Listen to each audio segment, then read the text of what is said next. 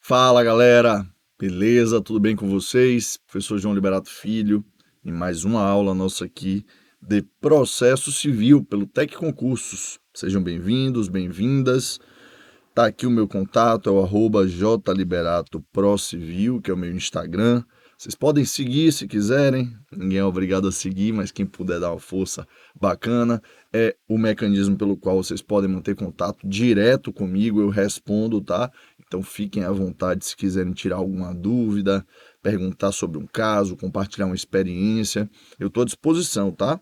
Desde que o tema seja processo civil, eu acredito que a gente pode ter uma troca bacana. Então vamos lá, sem perder tempo, vamos dar sequência à nossa temática. E hoje nós falaremos sobre as primeiras linhas do tema competência, falando sobre os limites da jurisdição nacional. Falaremos também sobre cooperação internacional em alguns blocos, tá bom? Vamos lá, se organizem. Tópico 3.03 da nossa ementa, dos limites da jurisdição nacional e da cooperação internacional. Artigos 21 a 41 do CPC, e nós vamos artigo por artigo aqui trabalhando. Para que a gente comece a falar sobre o nosso primeiro tema, dos limites da jurisdição nacional, nós temos que abordar as primeiras linhas do tema competência. Por quê? Competência e jurisdição, como vimos nos blocos passados, não são a mesma coisa. A jurisdição é uma massa de poder de julgamento atribuída pelo Estado a algumas pessoas e a alguns órgãos, e a competência são as medidas, as regras de delimitação do exercício da jurisdição, porque a jurisdição é uma só, mas ela não é aplicável, ela não é utilizada na sua plenitude por todos aqueles que detêm esse poder de julgar demandas. Coloquei aqui para ficar bem claro. A competência é a aptidão que tem o órgão jurisdicional para a aplicação da jurisdição, no caso concreto. Então são, pequenas doses, né? A competência são pequenas doses de jurisdição. A competência é a medida da jurisdição.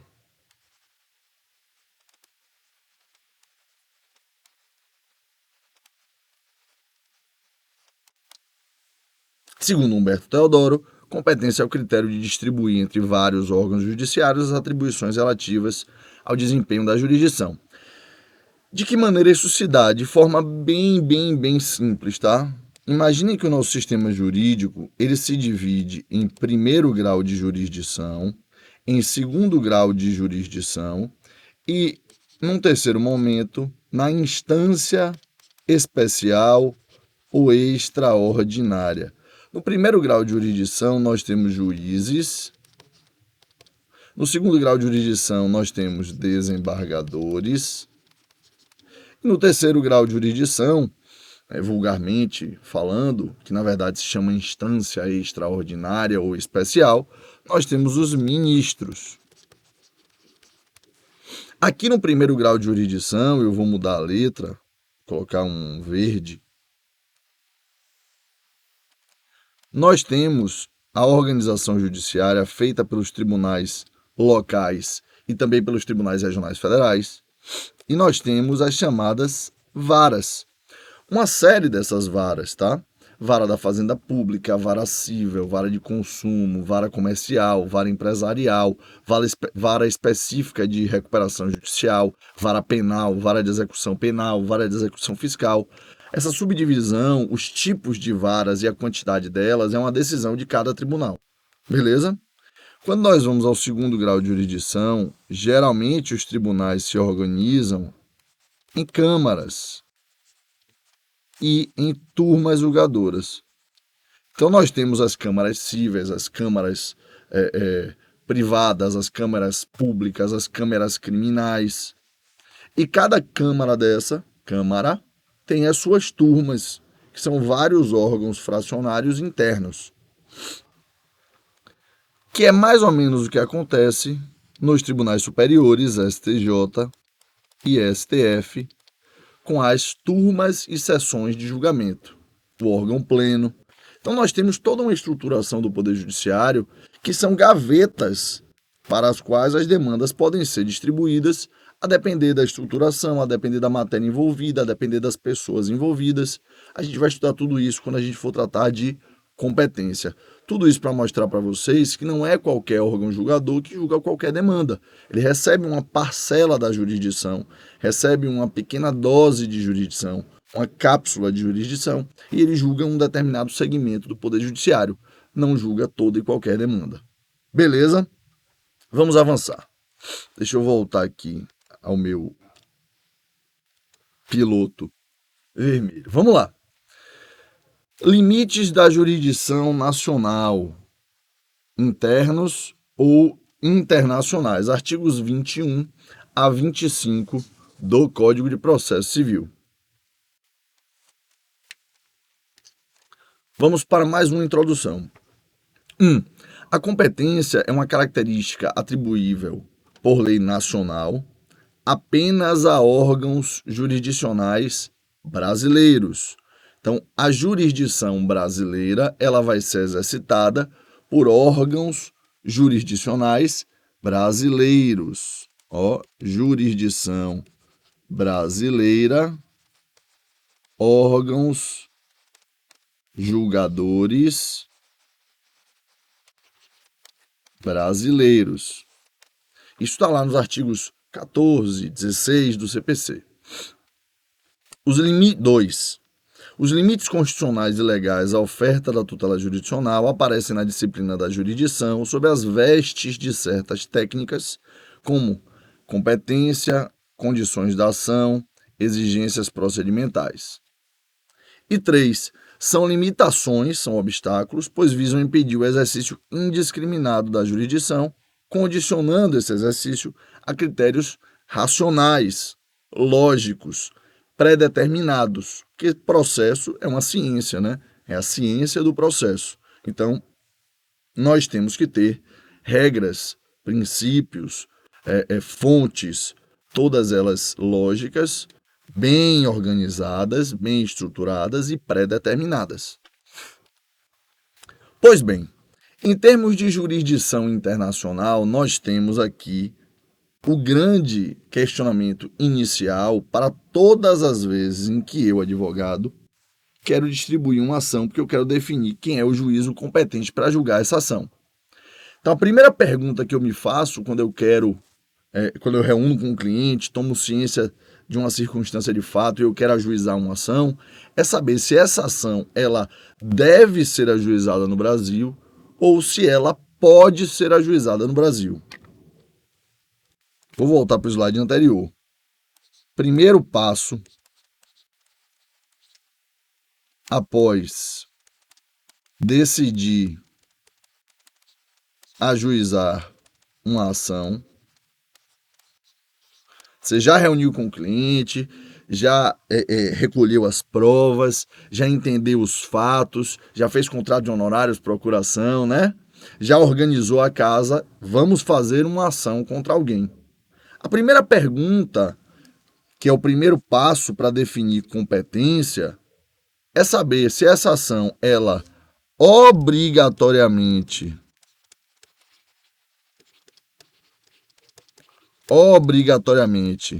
deve tramitar no Brasil, ou se ela, dentre outras opções, também pode vir ao Brasil. Ou seja, se é competência exclusiva brasileira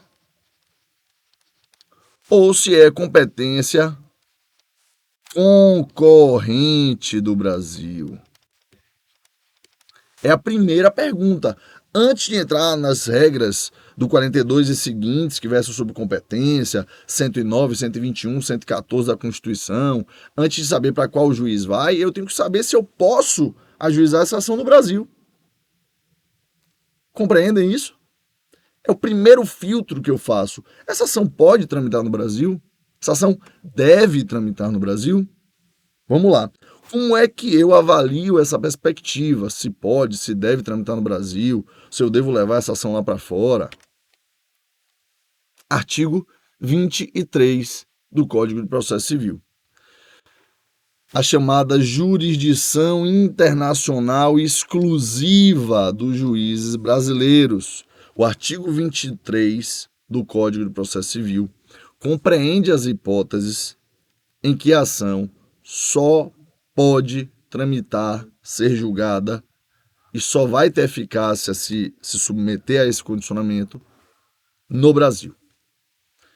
Só pode propor a ação aqui. Eventual sentença só vai ter eficácia se a ação tramitou no Brasil. Diz o artigo 23 do Código de Processo Civil, CPC, artigo 23.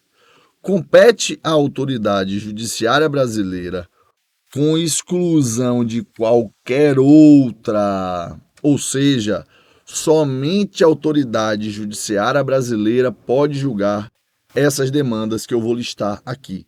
É o que está dito no artigo 23. Que demandas são essas, professor? Vejam. Inciso 1. Conhecer de ações relativas a imóveis situados no Brasil. Conhecer de ações relativas a imóveis situados no Brasil. Imóveis situados no Brasil. Meus caros, para ações que versem sobre imóveis situados no Brasil, somente a autoridade judiciária brasileira vai poder processar e julgar essas demandas. Faz muito sentido, né? Não faria lógica nenhuma, não teria lógica nenhuma admitir que eu pudesse conduzir a um juízo estrangeiro o julgamento de uma disputa de imóvel situado no Brasil.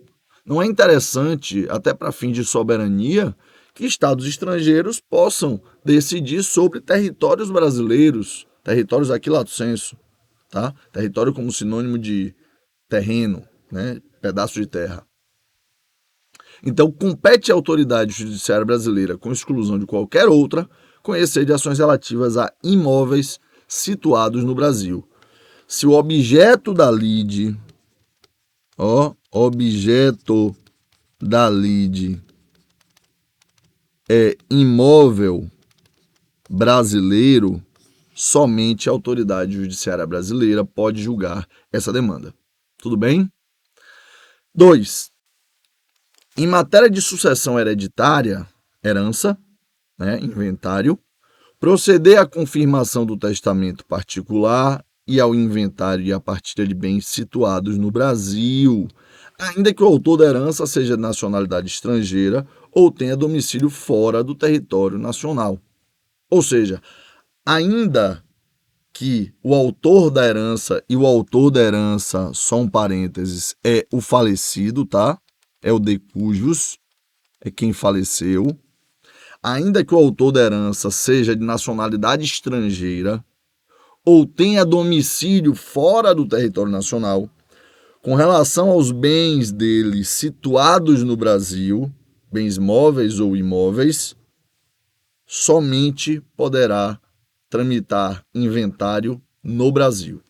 Então, se o objeto da lide são bens que serão objeto de inventário, a letra está bem pequenininha, mas eu estou falando exatamente o que estou escrevendo, somente a autoridade judiciária brasileira vai poder julgar essa demanda. Morreu alguém, tá? Vamos exemplificar um caso concreto. João morreu. João é brasileiro, João é alemão, João é holandês, tanto faz. João mora no Brasil, João não mora no Brasil, tanto faz. Os bens de João estão no Brasil, então esses bens que estão no Brasil, móveis ou imóveis, terão de ser objeto de inventário pela autoridade judiciária brasileira. Terceira hipótese, mais uma hipótese de partilha, só que dessa vez não por evento morte, dessa vez por evento de solução entre vivos. Em divórcio, separação judicial ou dissolução de união estável, proceder à partilha de bens situados no Brasil, ainda que o titular seja de nacionalidade estrangeira ou tenha domicílio fora do Brasil. Então, muito semelhante ao inciso 2 é o inciso 3. Só que ao invés de inventário, em matéria de sucessão hereditária, a gente está falando de finalização de um contrato de convivência, né? Separação de fato, divórcio ou dissolução de união estável. Todas as vezes que houver divórcio, separação judicial ou dissolução de união estável e houver partilha de bens situados no Brasil, ainda que o titular seja de nacionalidade estrangeira ou tenha domicílio fora do Brasil, competirá à autoridade judiciária brasileira exclusivamente processar essa demanda. Então, meus caros, em síntese, o artigo 23 do CPC, ele fala em 3 hipóteses: imóveis situados no Brasil, partilha de bens por evento morte, bens situados no Brasil, ou partilha de bens por dissolução conjugal de bens situados no Brasil. Nessas 3 hipóteses macro aqui, somente competirá a resolução judicial por uma autoridade judiciária brasileira. Ou seja, o Brasil tem competência exclusiva, tem jurisdição exclusiva para acompanhar e julgar essas demandas. Ok? Coloquei uma pequena observação aqui. Não importa se os bens são móveis, imóveis ou semoventes e nem mesmo a óbice pelo quanto disposto no artigo 5º, inciso 31 da Constituição Federal, eis que o dispositivo referido fala em lei mais benéfica e não a competência para julgamento. A lei utilizada poderá ser estrangeira, mas o juízo sempre será nacional brasileiro. Ok, meus caros, minhas amigas, tudo bem com relação aqui? Então, sempre que o objeto do processo for bens imóveis situados no Brasil, ou partilha de bens, seja por inventário ou seja por divórcio, e os bens partilháveis sejam situados no Brasil, sejam eles móveis ou imóveis, somente competirá a autoridade judiciária brasileira o julgamento. Beleza? Então, hipótese de jurisdição exclusiva brasileira, artigo 23, Código de Processo Civil. Ah, professor, mas eu estou na dúvida, como é que eu vou fazer na prática? Abre o CPC, artigo 23. Todas as outras hipóteses serão de jurisdição internacional concorrente, que são justamente os artigos que nós vamos estudar aqui agora, artigos 21 e 22.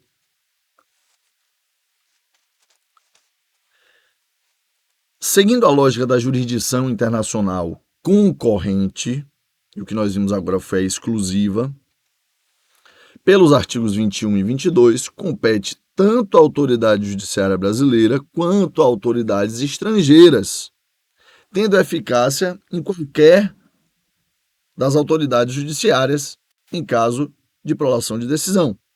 Ou seja, nas hipóteses dos artigos 21 e 22 do CPC, a parte pode propor ação aqui, perante a autoridade judiciária brasileira, ou fora daqui, perante outra autoridade judiciária de outro estado estrangeiro.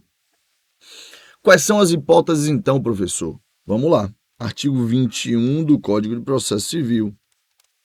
Compete à autoridade judiciária brasileira processar e julgar as ações em que. Vejam que esse artigo 21 do CPC, ele pode, quando lido antes do 23, ele pode gerar uma certa dúvida, porque parece uma afirmação que dá à autoridade judiciária brasileira um poder exclusivo. Compete à autoridade judiciária brasileira processar e julgar as ações em que. Só que, na verdade, não fala em exclusividade. Por isso, inclusive, a gente estuda o 23 antes do 21 e 22. Aqui não está negando que também compete à autoridade judiciária estrangeira. Está apenas afirmando que o Brasil pode julgar. Na verdade, o 21 tem que ser interpretado da seguinte maneira: o Brasil não está impedido de julgar essas matérias abaixo. No 23, só o Brasil julga. No 21 e 22, o Brasil também pode julgar.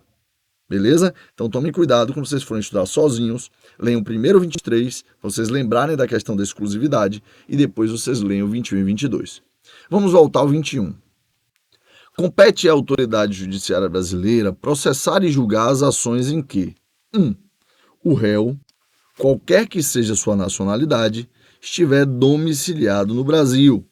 Sempre que o réu for domiciliado no Brasil, independente da sua nacionalidade, independente de, por exemplo, ele ter um outro domicílio em outro lugar do mundo, essa ação poderá tramitar no Brasil. Sempre que tiver relação com o Brasil de algum modo, a ação pode tramitar aqui. Essa é a linha geral, vocês vão ver. Inciso 2. Se no Brasil tiver de ser cumprida a obrigação. Cumprimento da obrigação no Brasil, a relação com o Brasil, a relação com o Brasil. 3. Se o fundamento seja fato ocorrido ou ato praticado no Brasil. Fato ocorrido ou ato praticado no Brasil. Então, são 3 hipóteses em que eventual objeto litigioso guarda relação direta com o Brasil. Parágrafo único. Para o fim do disposto no inciso 1, considera-se domiciliada no Brasil a pessoa jurídica estrangeira que nele tiver agência, filial ou sucursal. O parágrafo único dá conta especificamente da hipótese da pessoa jurídica. Então, meus caros, o artigo 21 basicamente menciona hipóteses em que o objeto litigioso guarda relação direta com o Brasil ou que a pessoa guarda relação direta com o Brasil. Aqui, menciona Brasil, menciona Brasil, menciona Brasil. Sempre que guardar alguma relação com o Brasil, por menor que seja, a autoridade judiciária brasileira, mesmo não tendo exclusividade, de forma concorrente, portanto, poderá apreciar a demanda. Artigo 22. Compete ainda à autoridade judiciária brasileira processar e julgar as ações de alimentos quando o credor, ou seja, o alimentando, tiver domicílio ou residência no Brasil, mais uma relação com o Brasil, ou o réu mantiver vínculos no Brasil, tais como posse ou propriedade de bens, recebimento de renda ou obtenção de benefícios econômicos. Quem é o réu da ação de alimentos? É o alimentante. 2. Compete ainda à autoridade judiciária brasileira julgar as ações decorrentes de relação de consumo, Código de Defesa do Consumidor, CDC, quando o consumidor tiver domicílio ou residência no Brasil. E 3.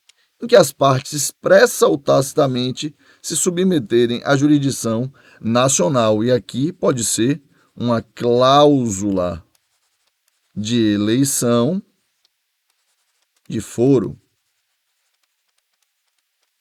Então, meus caros e minhas amigas, os artigos 21 e 22 do CPC dão conta das hipóteses de ações que guardam relação com o Brasil. Guardou qualquer relação com o Brasil, você vai no 23 para ver se é competência exclusiva. Se não for competência exclusiva pelo 23, vai ser competência concorrente pelo 21 e pelo 22.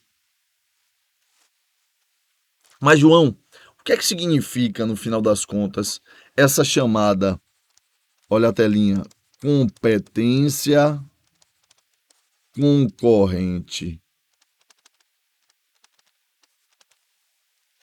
Essa competência concorrente nada mais é do que a possibilidade de você ajuizar uma ação fora do Brasil, ainda que seja uma dessas matérias do 21 e 22, ou pior, a possibilidade de você ter 2 ações muito semelhantes tramitando concomitantemente, ou seja, ao mesmo tempo, uma dentro do Brasil e a outra fora do Brasil.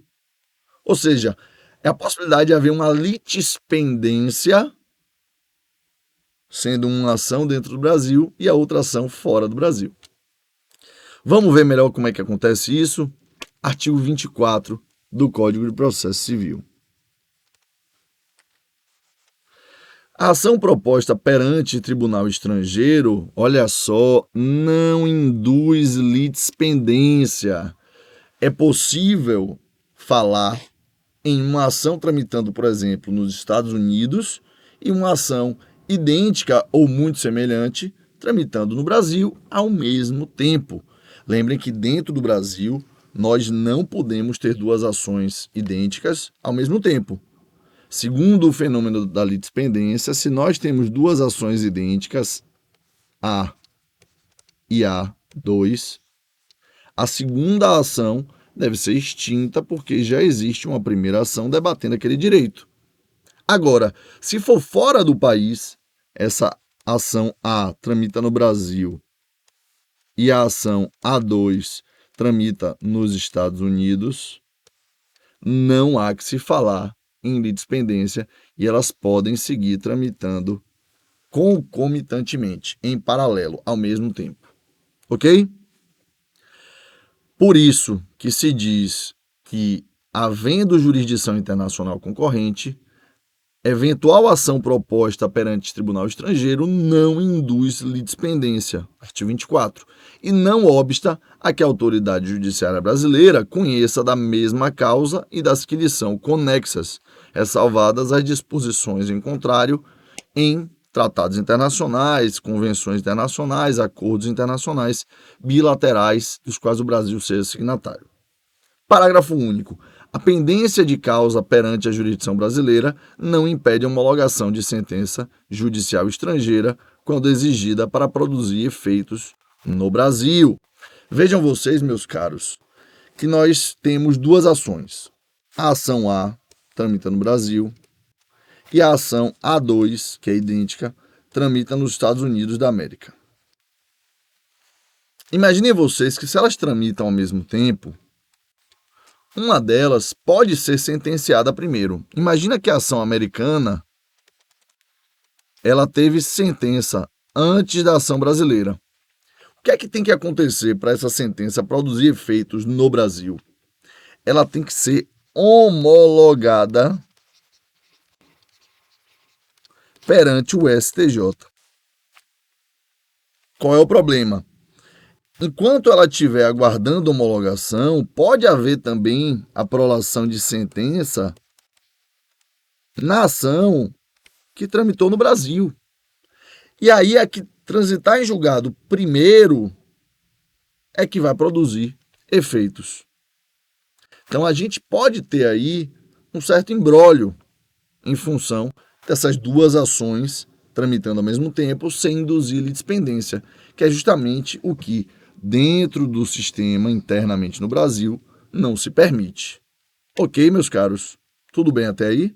Então, o artigo 24 ele estabelece que eventuais ações propostas perante tribunais estrangeiros não induzem litispendência, não obstam o conhecimento da autoridade judiciária brasileira de uma ação idêntica que tramite no Brasil, ainda que haja plena identidade de elementos, ainda que tenham ações conexas. Agora, esse efeito de não extinguir uma ação idêntica que tramita no Brasil, foi proposta depois, ou que tramita lá fora e foi proposta depois, pode sim nos trazer um problema, que é o choque de decisões concomitantes. Então, para evitar essas decisões conflitantes ou problema de eficácia, a regra é que a que transitar em julgado primeiro produz efeito, seja ela brasileira ou estrangeira. A diferença é que a sentença brasileira ela transita em julgado por ausência de recurso e a estrangeira ela tem que ser homologada pelo STJ, a teor aqui dos artigos 515, inciso 8, 961 do CPC, 105, inciso 1, a linha I da Constituição Federal. Beleza, galera? Então, vamos avançar mais um pouquinho. Vamos falar agora do artigo 25, que é o que trata da parte final desses artigos 21 ao 25 e da jurisdição internacional. Não compete à autoridade judiciária brasileira o processamento e o julgamento da ação quando houver cláusula de eleição de foro exclusivo estrangeiro em contrato internacional, arguida pelo réu na contestação. Então, quando eu tiver uma cláusula de eleição de foro estabelecendo que o foro competente vai ser estrangeiro, obviamente a autoridade judiciária brasileira não vai poder julgar, porque essa cláusula vai afastar a aplicação dos artigos 21 e 22. Agora vejam vocês que não pode haver cláusula de eleição de foro dispondo sobre o afastamento do artigo 23. É o que diz o parágrafo 1º do artigo 25. Não se aplica ao disposto no caput as hipóteses de competência internacional exclusiva previstas nesse capítulo. Sempre que forem hipóteses do artigo 23, somente a autoridade judiciária brasileira vai poder julgar. Já já a gente continua no próximo bloco, seguindo aqui esse fio da meada. Beleza, galera? Bons estudos, até a próxima.